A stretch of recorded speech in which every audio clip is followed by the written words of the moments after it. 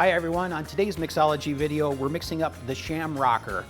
It is a melon margarita, so using Midori, melon liqueur, Espolon Blanco tequila, throw in a little triple sec, top it off a little bit of orange juice and a lime. It's going to be a fun cocktail for you to enjoy for whatever your plans are.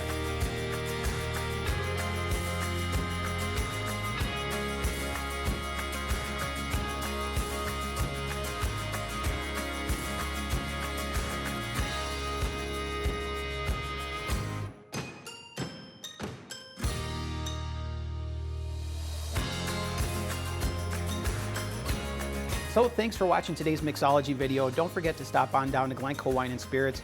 Pick up your Espolon tequila. Both the Reposado and the Blanco are on sale right now at the store.